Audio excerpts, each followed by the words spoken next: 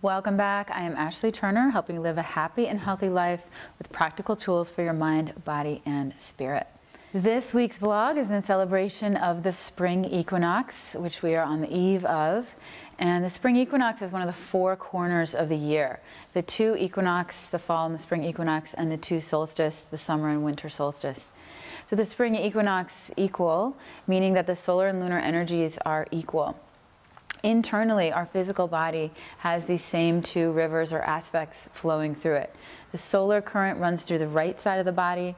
It's called Ida Nadhi. This is our active, more yang energy, more energized energy, more of the mental body and the action. And then the left side of the body is cultivated with the Pingala Nadhi, or the lunar current, the river of the moon, which is much more feminine in nature. It's more circular, more effusive, more receptive, more non-linear.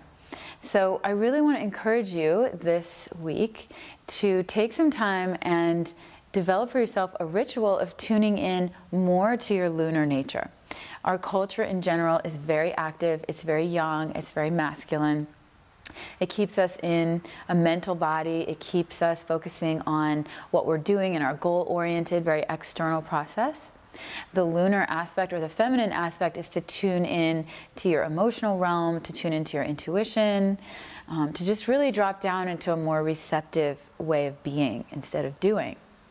One of the best rituals to do this and to really cultivate this on a weekly or a monthly basis is to develop what I call your moon cycle, or a moon ritual. So all of us, men or women, carry this ebb and flow of the solar and lunar currents. As women, it shows up, the lunar quality, most especially when we're menstruating during our moon cycle. And our moon cycle is when we tend to turn inward. The tide is out, everything is ebbing. We feel the veil between the physical and the spiritual world thinned. That veil between the physical world and spiritual world, when it thins, it means we have more access to our intuition, we have more access to our truth.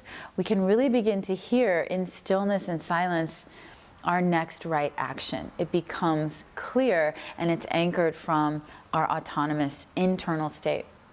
So I want to encourage you every month to take time, whether you're male or female. Every month around the new moon is when women tend to menstruate, and ovulation occurs around the full moon.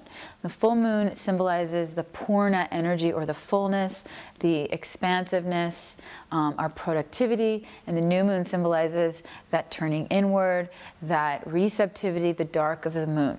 So that around the time of the new moon, I encourage you to take 1 to 3 days and begin scheduling into your calendar space and time where you can just be.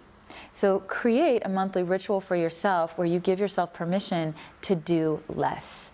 Try to minimize your commitments, if not eliminate your commitments altogether for work and for social interactions.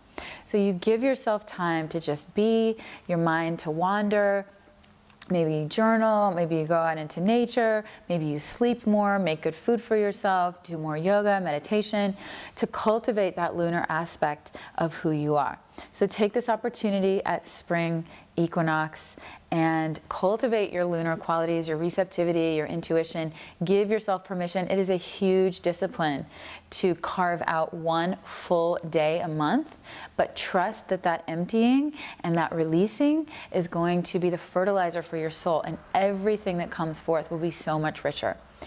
Please head over to the blog ashleyturner.org and let us know what you like to do for your lunar time, what you like to do for your downtime, how you like to give yourself permission to do less.